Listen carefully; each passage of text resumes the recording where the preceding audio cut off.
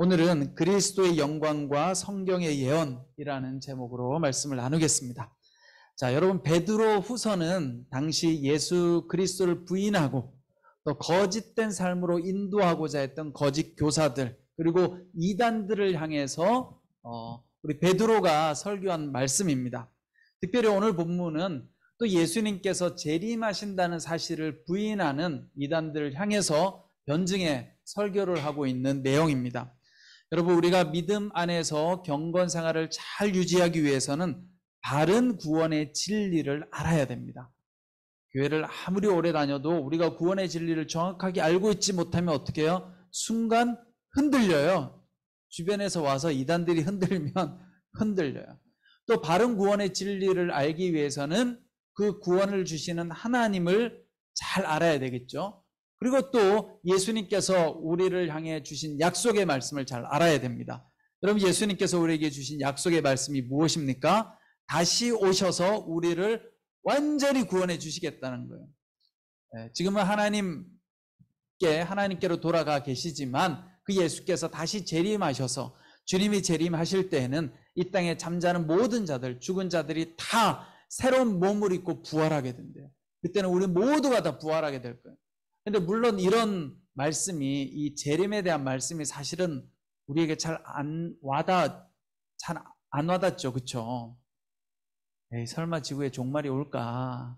근데 여러분, 오늘 우리 대예배 드리면 이제 회복 캠페인 영상을 보면요, 거기에 보면 지구 종말의 시간이 얼마 남지 않았습니다, 이런 영상이 나와요. 진짜 맞아요. 가짜가 아니고요. 과학자들이 그렇게 이야기해요.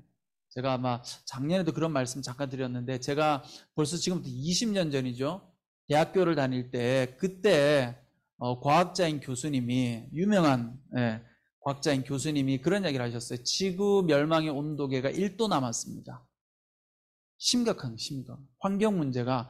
그래서 여러분, 지금 전 세계 각국의 정상들이 모여서 기후 문제를 막 회의하잖아요. 여러분, 왜 그런 줄 아세요? 그 진짜 심각하기 때문에 그런 거예요. 이제 위험한 거예요. 지금 여러분 보세요. 우리가 온난화, 갑자기 비 엄청 많이 왔죠, 여름에. 그렇죠? 그러면 영화에서 본 것처럼 그런 날이 닥쳐요. 부산이 그냥 침몰되고요, 물이 뒤덮고요. 그런 날이 온대요. 앞으로 10년, 20년 안에. 대부분의 세계의 주요한 곳은 다 잠긴다는 거예요. 그래서 중요한 건, 우리가 종말이라는 건 우리하고 먼 이야기가 아니에요. 물론 종말이 지구가 망한다 그런 개념보다는, 여러분, 우리가 오늘 살아가고 있는 이 시점이 종말이에요. 인류 역사에서 가장 마지막 시간이잖아요. 그렇죠? 그래서 우리는 항상 예수님께서 우리에게 오실 것을 기다리는 마음으로 살아가야 됩니다. 그런데 당시에 이 베드로가 기록을 했던 당시에 거짓 교사들, 거짓 사도들은 사람들에게 예수가 재림하지 않아 라고 이야기하는 거예요. 어떻게 유혹을 해? 야, 그냥 아무렇게나 살아도 돼. 그렇게 사람들을 유혹하기 시작했다는 거예요. 그런 상황 가운데서 오늘 베드로가 두 가지 이야기를 통해서 예수님께서 재림하신다라는 걸 이야기하고 있습니다. 첫 번째는 뭐냐면, 내가 직접 봤다. 내가 직접 예수님을 보았는데, 내가 본 그 예수께서 분명히 오신다고 말씀하셨습니다. 그렇게 이야기하고 있는 거예요. 두 번째는 예수님에 대해서 증언하고 있는 예언자들의 기록이 구약 성경 말씀을 이야기하죠. 분명히 성경이 증언하고 있습니다. 여러분, 믿으셔야 됩니다. 이것이 오늘 베드로가 하고 있는 설교의 두 가지 내용이에요. 첫 번째, 베드로는 예수님에 대해서 전하면서 그가 직접 목격한 이야기를 지금 하고 있어요. 여러분, 이게 참 중요해요. 나는 베드로 입장에서 나는 예수님을 보았습니다. 내가 예수님과 함께 했습니다. 그분은 하나님의 아들이 맞고 능력의 하나님이 맞습니다, 여러분. 그러니 내 말을 믿고 예수님께서 재림하신다는 것을 반드시 믿고 오늘 이 땅 가운데서 우리가 늘 예수님을 사랑하는 마음으로 또 예수님께서 주신 말씀대로 살아가야 됩니다 라고 이야기하는 거예요. 여기서 중요한 건 뭐예요? 베드로가 내가 직접 목격한 증인이다, 이런 거예요. 여러분, 우리가 이런 이야기 하잖아요. 이 상품이 너무 좋아요. 제가요, 이게 진짜 좋은 물건이에요. 여러분, 이거 사세요. 이러면 여러분들 어떻게 해요? 호기심을 가지잖아요. 너무 빨리 사셨네.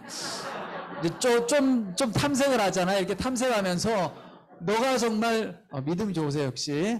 좋은 반응이에요. 네가 정말 이걸 써봤어? 이렇게 물어보잖아요. 너 정말 이거 써봤어? 너 그거 정말 네가 직접 들은 거 맞아? 오, 맞아. 내가 직접 봤어. 그러면 어떻게 해요? 믿음이 확 생기죠. 그렇죠?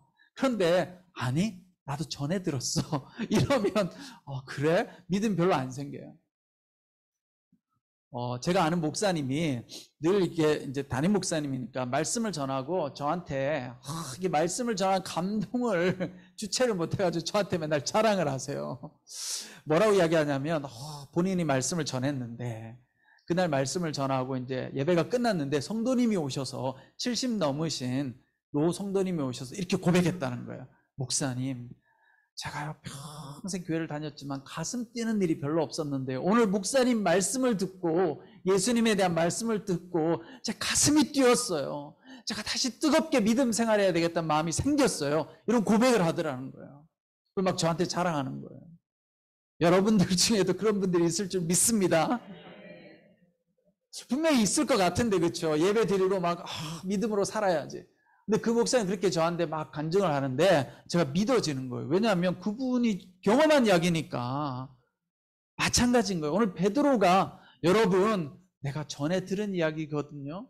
내가요 열심히 성경 읽고 깨달은 거거든요가 아니라 내가 직접 본 이야기인데요, 여러분, 내가 만난 예수님은 진짜 하나님의 아들이 맞습니다. 이렇게 증언하고 있는 거예요. 그러니 베드로의 말씀에 신빙성이 있죠.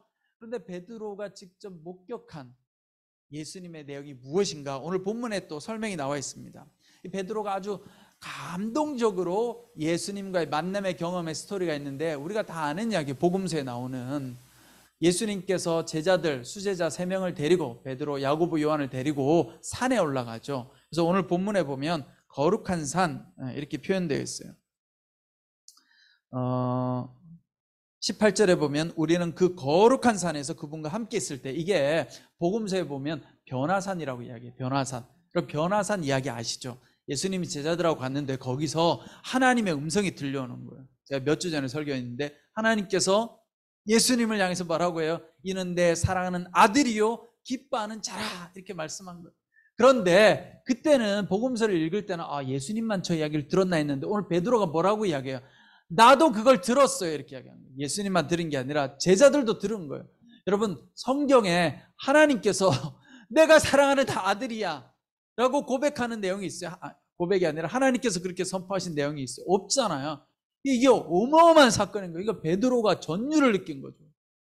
와, 하나님의 아들이라고 하나님께서 직접 말씀하시는 걸 베드로가 들은 거예요. 뿐만 아니라 그것을 통해서 오늘 10절 말씀해 보니까 그리스도는 지극히 큰 영광 가운데 이는 내 사랑하는 아들이니 내가 그를 기뻐한다라는 음성이 자기에게 들릴 때 하나님 아버지로부터 존귀와 영광을 받으셨습니다. 베드로가 지켜보니까 우리 예수님이 하나님으로부터 존귀와 영광을 받았다는 거예요. 그걸 내가 직접 보니까 진짜 저분은 하나님의 아들이 맞습니다. 여러분, 그러니 우리가 그 예수님을 구원자로 사모하고 기다려야 됩니다. 이렇게 지금 이야기하고 있는 거예요. 여러분, 존귀와 영광을 받았다는 게 뭐예요? 경험을 잘 안 해보셔서 잘 모르시겠네. 뭐 이런 거예요. 내 자존감이 엄청 올라가는 거죠. 우리는 거꾸로 이런 말을 많이 하더라고. 목사님, 제가요 자존감이 너무 낮아졌어요, 이런 말을 많이 하는데, 목사님 제 자존감이 너무 올라갔어요, 이런 고백은 별로 없더라고요. 근데 그런 거예요. 그런 거 하나님이 임하면 내가 갑자기 막 너무 뿌듯해지고 막 자신감이 생기고. 아멘. 네. 여러분, 교회는 그런 곳이어야 되지 않겠어요? 우리가 예배 드리고 말씀 듣고 나갈 때는 막 가슴이 뛰고 뜨거워지고 내 자존감이 막 올라가서 그래, 다시 한번 살아보자, 믿음으로 살면 하나님이 역사하실 거야, 이런 마음이 생겨야 되는 거죠. 근데 예수님께 하나님께서 그렇게 존귀케 영광스럽게 만들어 주셨다는 거예요. 그걸 베드로가 지금 본 거예요. 일평생 베드로는 그걸 잊을 수가 없는 거예요. 잊을 수가. 중간에 예수님을 부인하기도 하고 도망가기도 했지만, 그러나 이제 예수께서 부활하시고 나서 베드로가 예루살렘 교회를 목회하면서 성도들한테 설교하고 있는 거죠. 여러분, 나는 그때 예수님을 내가 직접 목격했는데요, 그 예수님은 하나님으로부터 존귀함을 얻고 하나님의 영광을 입은 분이었습니다. 그러니 여러분, 그 예수님을 부인하지 말고 끝까지 믿고 따르시기 바랍니다. 여러분들도 예수님을 끝까지 붙잡고 믿고 따르시기 바랍니다. 아멘. 때로는 안 믿어져도 여러분, 고백을 하세요. 주님, 나는 정말 주님을 믿고 싶습니다. 내 삶 가운데 주여 함께하여 주시고 내 삶을 인도하여 주시고 내 삶 가운데 역사하여 주십시오. 그렇게 여러분 예수님을 부르면 놀라운 역사가 일어나요. 그래서 우리가 기도할 때도요, 다른 기도보다는 예수님을 많이 부르면 기도 가운데 능력이 생겨요. 여러분 해보세요. 주님 뭐 해주세요, 뭐 해주세요 이런 기도 말고 주여 오늘 이 시간 내가 주님을 초청하기 원합니다. 예수님 나와 함께 해 주십시오. 나의 기도 가운데 역사하여 주십시오. 그렇게 하면 하나님께서 우리의 마음을 존귀하게 만들어 주십니다. 네. 자, 그런데 이 경험 속에서 이제 예수님께서 하나님으로부터 존귀함을 얻고 하나님께서 내 사랑하는 아들이라고 말씀하셨잖아요. 왜 하나님께서 예수님을 사랑하는 아들, 내 기뻐하는 자다라고 말씀하셨을까? 이게 되게 중요한 포인트예요. 왜 하나님은 이 제자들 앞에서 예수님을 향해서 예수님을 존귀케 만들고 예수님의 영광을 드러내셨을까? 이유가 있죠. 우리는 예수님의 삶을 통해서 세 가지를 발견할 수 있어요. 예수님께서 이 세 가지의 삶을 사셨기 때문에 하나님께서 이는 내 사랑하는 아들이요라고 말씀하는 거예요. 여러분들도 예수님처럼 살면요, 하나님께서 그렇게 말씀하세요. 너는 내가 사랑하는 딸이다, 내가 사랑하는 아들이다. 그럼 여러분들의 삶이 어떻게 돼요? 존귀하게 되고 다른 사람들로부터 영광을 받는 인생이 될 수 있는 것입니다. 그 비결의 첫 번째 원리가 뭐냐면 예수님은 하나님 말씀에 전적으로 순종했다는 거예요. 순종. 우리가 많이 듣는 이야기지만 여러분 순종이 참 어렵죠. 여러분 생각해 보세요. 예수님이 내가 하나님의 아들로 이 땅에 왔어요. 근데 가장 낮고 낮은 곳에서 태어났잖아요. 살아가는 인생이요, 별로 사람들로부터 주목받지 못하는 그런 삶을 사셨어요. 그리고 나중에는 어떻게 됩니까? 심지어 3년 동안 자기가 가르쳤던 제자들도 다 부인하고 욕하고 도망가요. 그런데도 불구하고 예수님이 어떻게 마지막까지 하나님 앞에 순종하잖아요. 하나님께서 원하신다면, 하나님의 뜻이라면 내가 십자가에 내 생명을 드리겠습니다라고 순종하는 거죠. 여러분 순종은 사실은 쉽지 않은 거예요. 십자가에 자신을 매단다는 거 너무 힘든 거잖아요. 그래서 여러분 우리가 순종하는 게 어려운 거예요. 그럼 순종하려고 하면 뭐가 필요해요? 내 자아를 꺾어야 되잖아요. 내가 막 하고 싶고 내 주장대로 막 이루고 싶어. 이게 우리의 인생이에요. 가정에서도 교회에서도 늘 우리는 그걸 자꾸 원해요. 그런데 하나님 앞에 순종하는 게 필요한 거예요.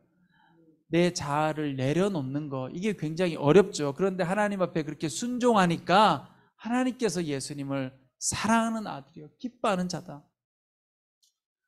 여러분 자녀들이요, 부모님이 제일 좋아하는 자녀가 누구겠어요? 다 좋아하지만 순종할 때 좋아하죠. 순종할 때. 제가 그렇게 나쁜 아들은 아니었지만 가끔씩 생각해 보면 내가 아버지한테 그때 좀 진작 깨달았으면. 그러니까 어렸을 때니까 저희 아버지가 49에 돌아가셨으니까 뭐 제가 지금 딱 제 나이가 49이에요. 제 나이 아버지가 돌아가셨거든요. 그런데 이제 어렸을 때는 아버지가 너무 좋으니까, 저희 아버지가 참 목사님이었지만 되게 이렇게 따뜻한 분이었어요. 그러니까 제가 아버지한테 뭐 하고 싶은 이야기 다 하죠. 맨날 뭐 제 주장도 이야기하고 제 생각도 이야기하고. 근데 어느 날 아버지가 저한테 그러시는 거예요. 저한테 이렇게 이야기해 주더라고요.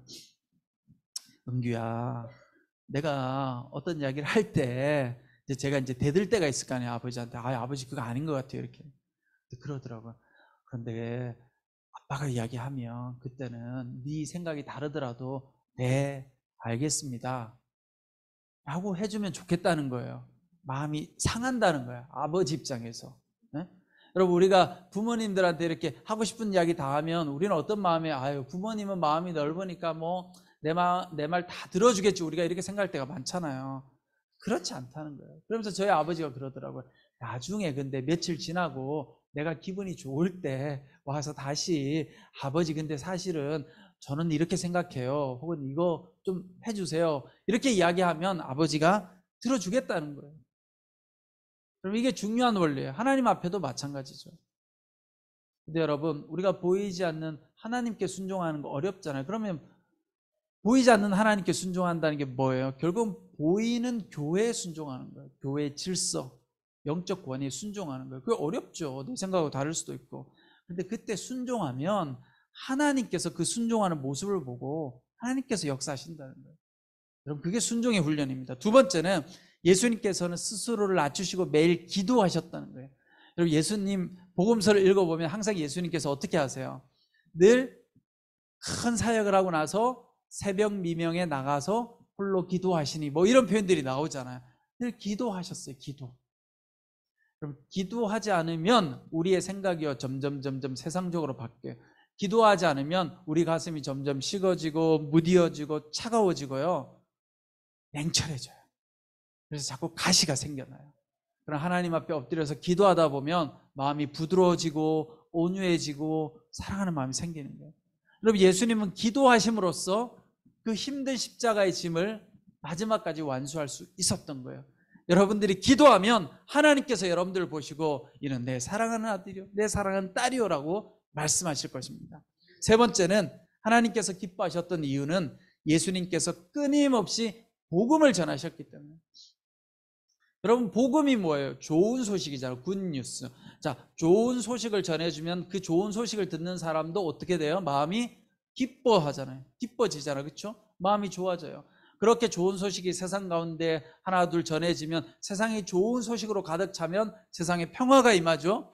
여러분, 이게 하나님 나라래요. 로마서에 보면 하나님 나라는 먹고 마시는 것이 아니래요. 의와 평강과 희락이라는 거예요.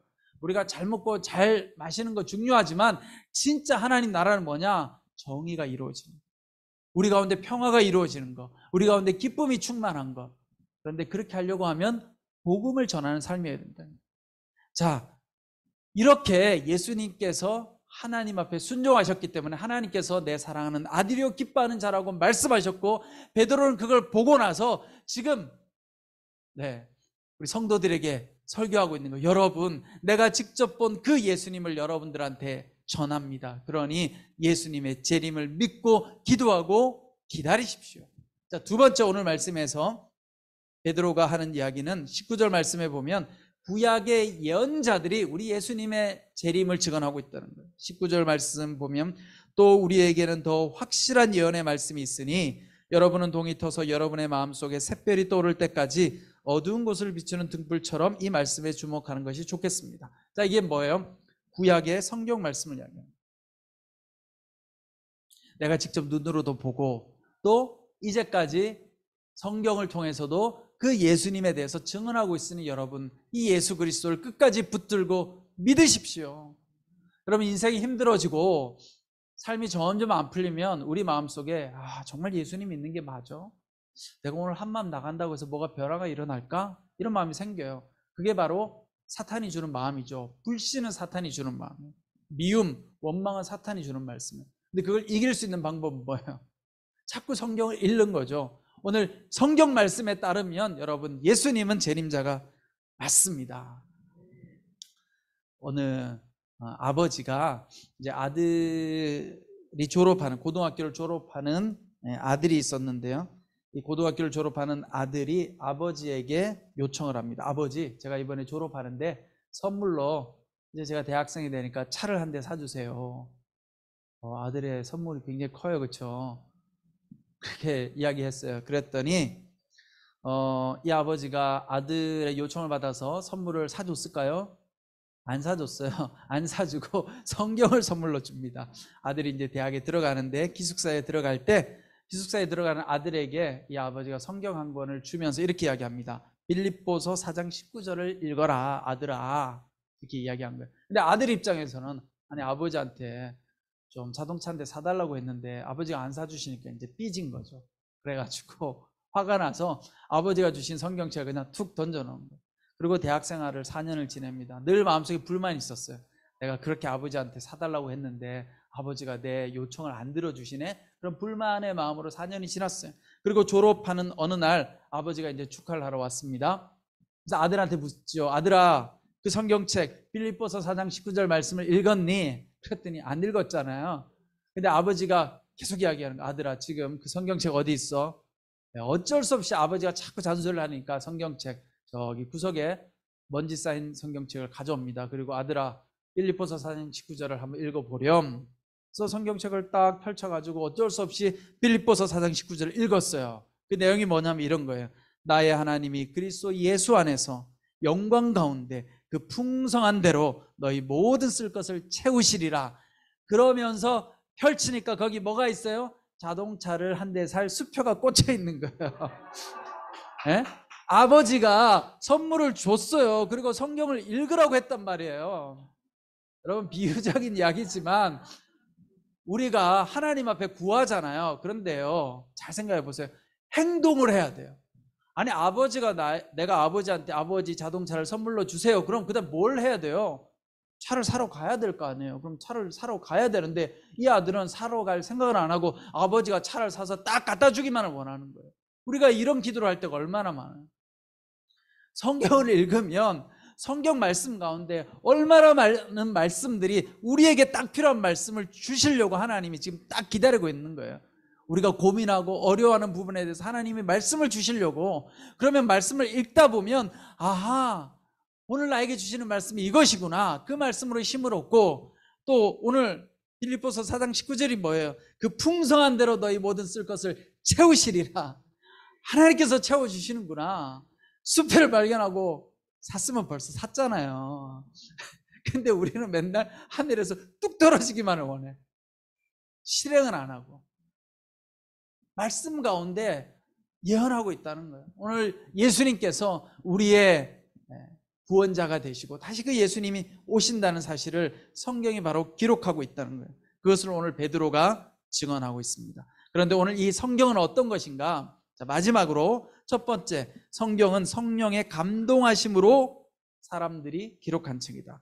20절에 보면 여러분은 무엇보다도 이것을 알아야 합니다. 곧 성경의 모든 예언을 자기 마음대로 해석해서는 안 된다는 것입니다. 21절, 예언은 언제나 사람의 뜻을 따라 나온 것이 아니라 성령의 감동하심을 받은 사람들이 하나님께 받은 말씀을 전한 것이기 때문입니다. 자, 성경은 어떤 책인가? 성령의 감동하심을 받은 사람들이 하나님께 받은 책이다. 기록은 사람들이 했어요. 그런데 그냥 자기 마음대로 한 것이 아니라 성령의 감동으로 했다는 거예요. 그러면 뭐가 필요하냐? 우리가 성경을 읽을 때는요, 역시 우리도 성령의 감동으로 읽어야 성경이 와닿는 거예요. 성령의 감동으로 읽으려고 하면 뭐가 필요하냐? 믿음이 필요한 거예요. 믿음이.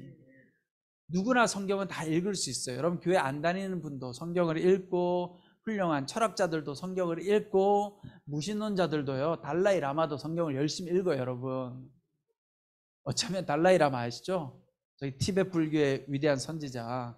근데 그 달라이 라마도 성경을 잘 알아요. 여러분, 불교의 고승들도요 성경을 잘 알아요. 우리보다 더 잘할 줄 몰라요. 그런데 문제는 뭘로 읽어요? 그냥 훌륭한 종교 경전으로만 읽는 거죠. 그러면 아무 일도 안 일어나요. 그러나 그 성경을 하나님의 말씀으로 내가 믿음으로 읽으면 성령이 역사하세요. 성령이. 그래서 우리의 가슴이 뜨거워지기 시작합니다. 여러분, 이게 중요해요. 자, 그 경험을 하려고 하면 어떻게?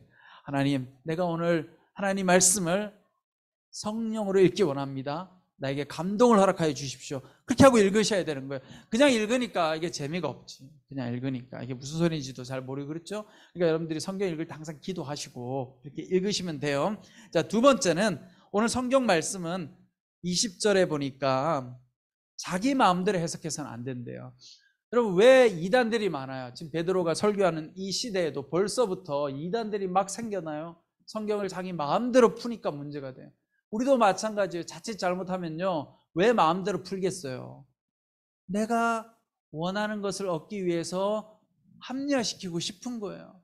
그러니까 성경에서 이렇게 이야기하고 있는 것은 바로 이런 거예요 라고 말하고 싶은 거죠. 여러분, 사람들이요 싸울 때 보면 참 웃겨요. 크리스찬들이 싸울 때 보면 꼭 성경 구절을 이야기해요. 성경 구절을. 뭐 오늘의 교회는 그렇지 않은데, 교회가 분쟁이 있는 교회들 보면 싸울 때 보면요 다 성경 구절을 이야기하고, 또 내가 누군가를 훈계하고 싶으면 꼭 성경 구절을 이야기해요. 여러분들은 그런 나쁜 습관을 갖지 마세요.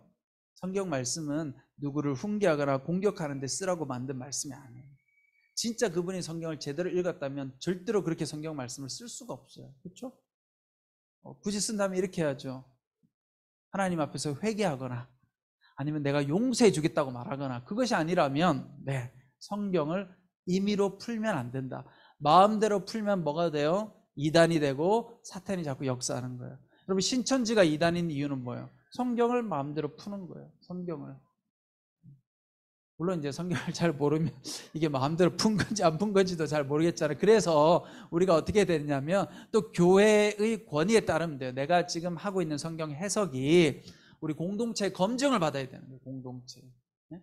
공동체 리더십들 혹은 목회자로부터 검증을 받고 그 해석이 맞습니다. 그러면 맞지만 그 해석은 아닌 것 같습니다. 그러면 그걸 내가 빨리 순종해야 되는 거예요. 그렇게 할 때 하나님께서 성경을 통해서 우리에게 말씀하신다는 거예요. 여러분 정리해보면 오늘 베드로는 이 당시에 많은 사람들이 이단 사설 또 잘못된 믿음, 예수님의 재림을 부인하는 사람들에 대해서 오늘 두 가지로 이야기하고 있죠. 첫 번째는 내가 직접 예수님을 만났다. 그분은 곧 꼭 다시 재림하신다고 말씀하셨습니다. 그리고 두 번째는 뭐예요? 두 번째는 성경에 기록되어 있습니다. 여러분 우리가 전도하려고 하면 뭐가 필요해요? 내가 경험해야 돼요. 내가 경험한 예수님을 이야기하면 역사가 일어나요. 훌륭한 전도 기술, 물론 그것도 배울 필요가 있지만 더 중요한 건요, 내가 만난 하나님을 전하면 되는 거예요.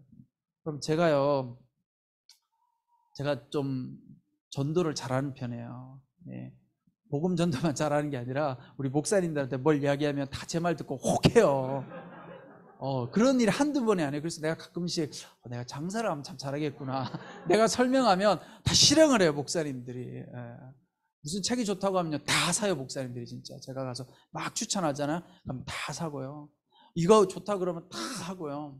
근데 어쨌든 왜 그래요? 제가 경험해 본 걸 제가 좋으니까 좋은 걸 지금 막 이야기하니까 전달이 되는 거예요. 여러분 전도는 다른 게 아니에요. 내가 정말 예수님을 만나서 내가 좋아야 돼. 그 경험이 없는데 내가 아무리 좋은 전도 기술을 배워서 전한들 아무런 일이 아니에요. 그래서 오늘 중요한 건 여러분, 예수님은 과거에도 계셨고 오늘도 우리와 함께 계시고 내일도 우리 가운데 거하시는 분이십니다. 그러기에 그 예수님을 신뢰하고 날마다 우리의 삶 가운데 찾아올 예수님을 기대하면서 여러분들이 믿음으로 승리하는 여러분 되시기를 축원합니다. 지금은 우리 주 예수 그리스도의 은혜와 하나님 아버지의 그 크신 사랑과 성령님의 감동, 감화, 위로 교통하심의 역사가 예수님을 직접 만나고 경험하고 증거하고자 하는 우리 한마음 공동체 모든 성도님들 한 분 한 분 머리 위에, 그 가정과 자녀들과 모든 일터 위에 지금부터 영원토록 함께 하시기를 간절히 축원하옵나이다. 아멘.